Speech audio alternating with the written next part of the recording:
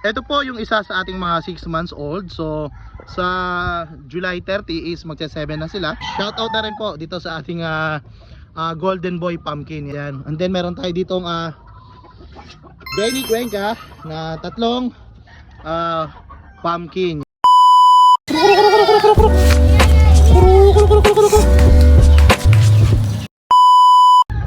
At so yun, good day and what's up sa ating lahat. And then thank you nga pala sa kumuha sa atin ng 20 heads na day old chicks. And then dahil kumuha ka sa akin ng 20 heads, meron kang freebies na dalawang day old. So ito po is white jacket and kanawayon.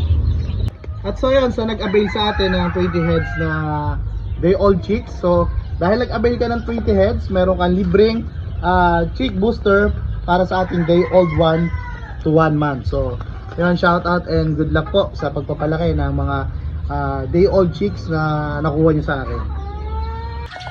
At so yun mga ka-Daddy Bean, so sa mga nagtatanong nga pala, so ang available po kasi sa akin is yung day old. So lahat po kasi is nakuha na. And then sa ating mga stag is hindi pa po kasi nagtutubuan yung mga buntot nila, kaya hindi pa po natin may post.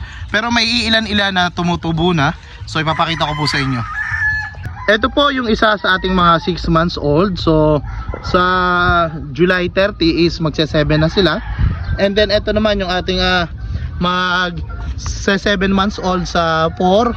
So ito po ay hindi pa natin ina-out dahil nga po is nagtutubuan pa lang po yung kanilang mga buntot.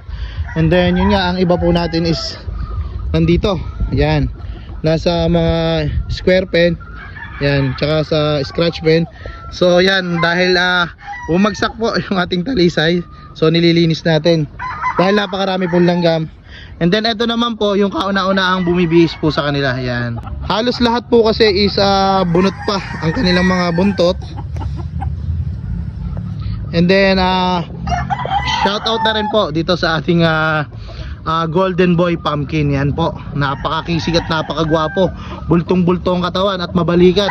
And then yun pa yung ating mga white jacket. Yan. And then meron tayo ditong Benny Cuenca na tatlong pumpkin. Yan. Yun yung ating pumpkin sweater. Napakaganda, quality. So yun lang mga idol, na-share lang po natin. At yan mga idol, good luck po sa pagpapalaki ng ating mga day old na nakuha nyo sa akin. And then good luck po sa breeding po na gagawin nyo by this coming season. So good luck po sa ating lahat and happy farming po. At so yun, good day mga idol. So ito pala mga ka-Daddy Bean, yung ating 22 heads na day old chicks.